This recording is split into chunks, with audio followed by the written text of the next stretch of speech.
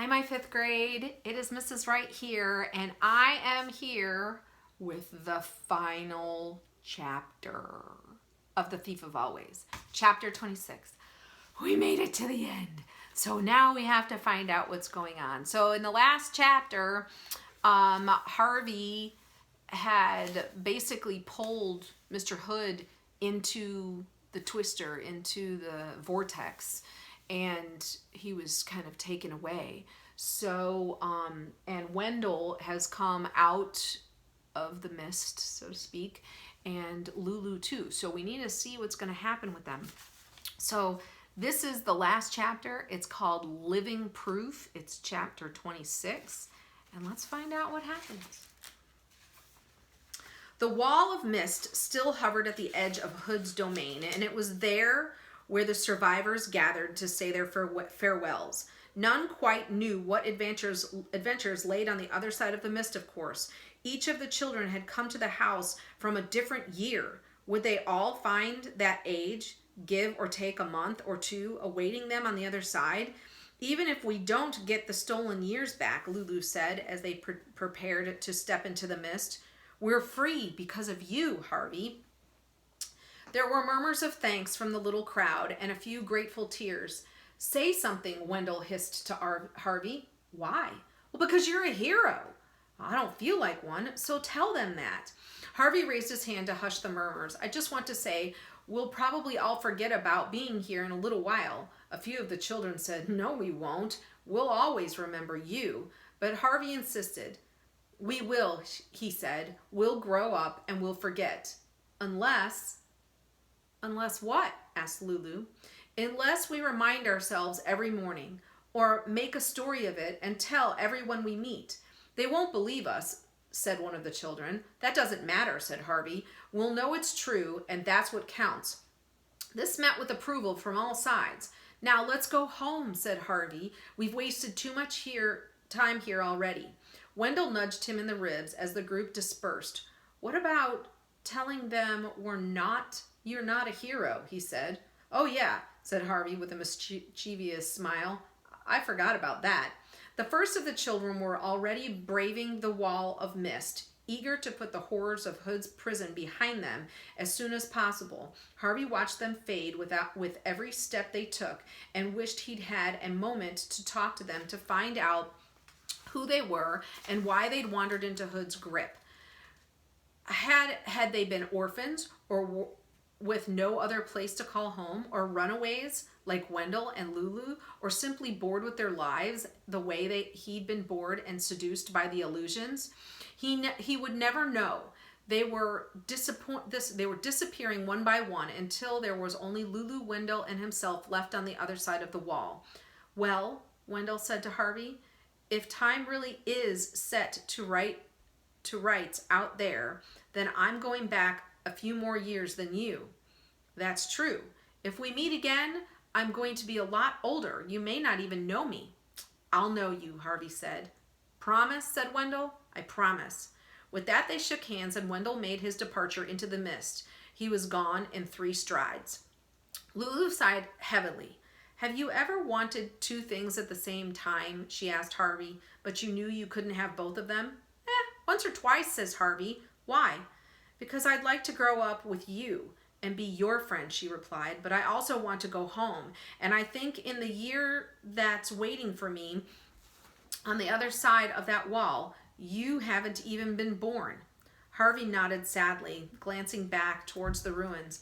I guess we do have one thing to thank Hood for. What's that? We were children together, he said, taking a hold of her hand, at least for a little while. Lulu tried to smile, but her eyes were filled with tears. Let's go together as far as we can, Harvey said. Yes, I'd like that, Lulu replied, and hand in hand they walked towards the wall. At the last moment, before the mist eclipsed them, they looked around at each other, and Harvey said, Home. Then they stepped into the wall. For the first stride, he felt Lulu's hand in his, but on the second stride, it had grown faint, and by the third, when he stepped out onto the street, it and she were gone completely, delivered back into the fine time from which she'd stepped all those seasons ago. Harvey looked up at the sky. The sun had set, but its pinkish light still found the ribs of the clouds laid high above him. The wind was gusty and chilled, the sweat of fear and exertion on his face and spine. Teeth chattering, he started home through the darkened streets, uncertain what awaited him. It was strange that after so many victories, the simple business of walking home should defeat him. But defeat him it did. After an hour of wandering, his wits and strength, which had preserved him from every terror Hood could conjure, failed him. His head began to spin, his legs began to buckle beneath him, and he fell down on the sidewalk, exhausted. Luckily, 2 passerbyers took pity on him and asked him gently where he lived. It was dangerous, he vaguely recalled, to trust his life to total strangers, but he had no choice. All he could do was give himself over to their care and hope that the world he returned to had a little kindness in it. He woke in darkness, and for one heart-stopping moment, he thought he was back at the lake. He thought the Black Lake had claimed him after all, and he was down in its depths, a prisoner. Crying out in terror, he sat up, and to his infinite relief, he saw the window at the bottom of his bed, the curtains slightly parted, and heard the light patter of rain upon the sill. He was home. He swung his legs out of bed and stood up. His whole body ached as though he'd gone 10 rounds with a heavyweight boxer, but he was strong enough to hobble to the door and open it. The sound of 2 familiar voices drifted up from the bottom of the stairs. "I'm just happy he's home," he heard his mom say. "So am I," said his dad, "but we need some explanations." "We'll get 'em," his mom went on, "but we shouldn't push him too hard." Clinging to the banister as he went, Harvey started down the stairs, while his mom and dad continued to talk. "We need to find out the truth quickly," his father said. "I mean, suppose he was involved in something criminal." "Not Harvey." "Yes, Harvey. You saw the state of him. Blood and dirt all over him. He's not been out picking roses, that's for sure." At the bottom of the stairs, Harvey halted, a little afraid to face the truth. Had anything changed, or were the 2 people out of sight still old and frail? He went to the door and pushed it open. His mom and dad were standing with their backs to him at the window, staring out at the rain.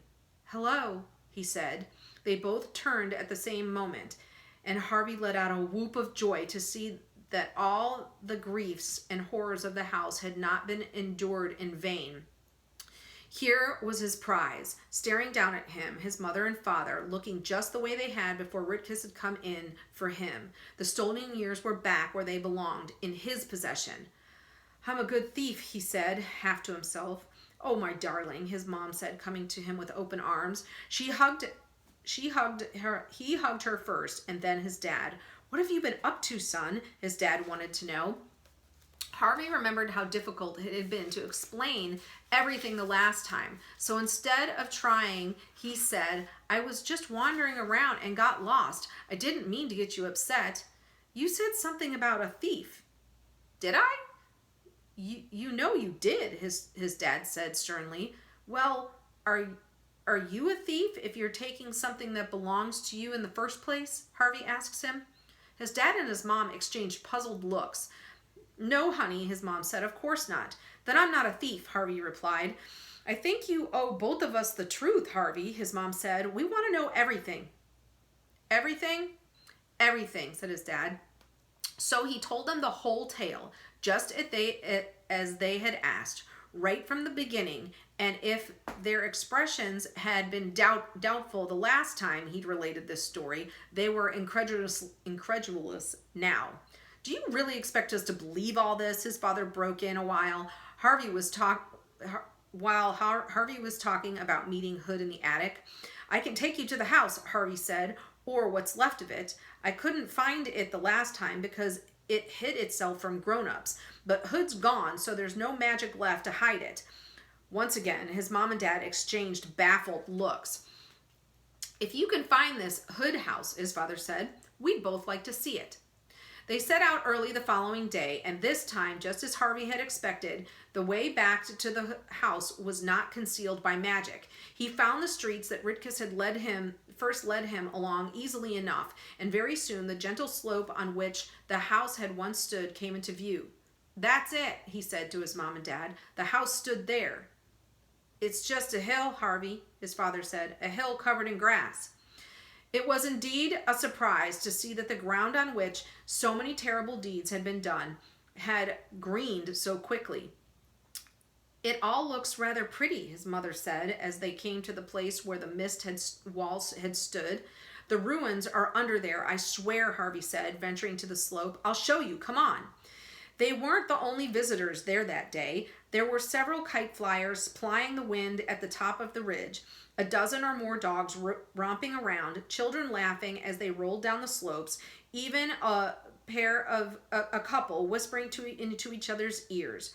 Harvey resented the presence of all these people. How dare they romp and play and fly their kites here, he thought, as though it was just another hill. He wanted to tell them all that they were cavorting on the ruins of a vampire's house and see how quickly that wiped the smiles from their faces. But then he thought, perhaps it was better this way, better that the hill not be haunted by rumors and stories. The name of Hood would probably never cross the lips of these people and the kite flyers, and why should it?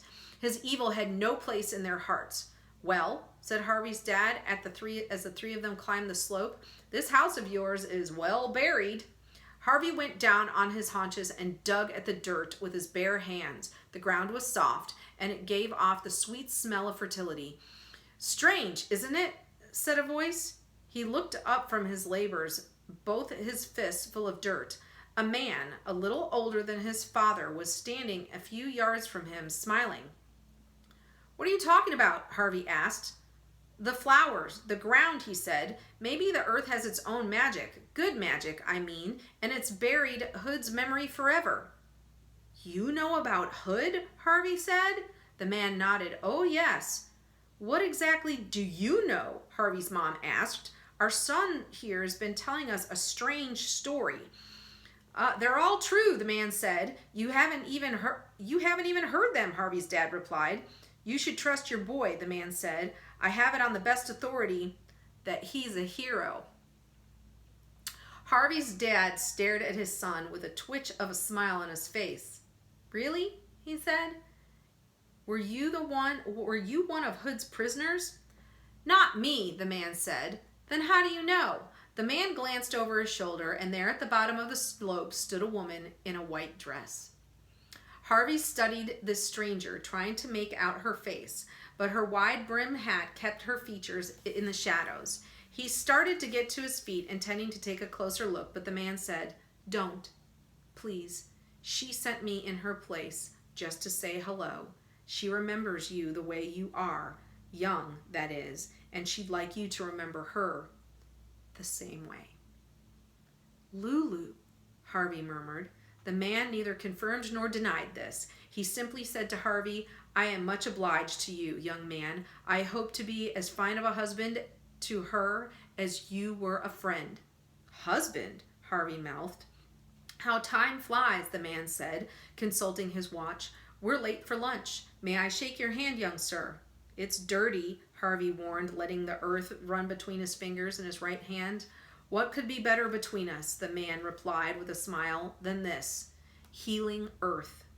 He took Harvey's hand, shook it, and with a nod to Harvey's mom and dad, hurried back down the slope. Harvey watched as he spoke to the woman in the white dress, saw her nod, saw her smile in his direction, and then they were both gone out onto the street and away. "Well," said Harvey's dad, "it seems your Mr. Hood existed after all." "So you believe me?" Harvey asked. "Something happened here," came the reply, "and you were a hero. I believe that." "Then that's enough," said Harvey's mom. "You don't have to keep digging, sweetie. Whatever's under there should stay buried." Harvey was about to empty his left hand of dirt when his dad said, "Let me have that," and opened his hand. "Really?" said Harvey. "I've heard a little good magic's always useful," came his father's reply. "Isn't that right?" Harvey smiled and poured a fistful of earth into his father's palm. "Always," he said. The days that followed were unlike any Harvey had ever known. Though there were no more talks of Hood or the house or the green hill upon which he had once stood, the subject was a part of every look and laugh that passed between him and his parents. He knew that they had only the vaguest sense of what had happened to them, but they were all three agreed on one thing, that it was fine to be together again. Time would be precious from now on. It would tick by, of course, as it always had, but Harvey was determined he wouldn't waste it with sighs and complaints. He'd fill every moment with the season he'd found in his heart. Hopes like birds on a spring branch, happiness like a warm summer sun, magic like the rising mists of autumn, and best of all, love. Love enough for 1,000 Christmases. So, when you think about the theme going on in this book, how many times we wish for something else, how many times we wish for this to be over. And instead of making those wishes and wishing away time, we need to make the most of every moment that we have. Every minute we have with our family, our friends, or the quiet time that we share together, because that is what's important. And when we're bored, and I know a lot of you are bored, think about the alternative. Maybe you'd want to go to Mr. Hood's house, but when you think about it, Harvey went and then wish he hadn't. So I think this was a great book. I hope you guys enjoyed it. And another one's down. Fantasy book, we finished. So ponder that for a little while. I miss you guys, and I will see you soon. Bye.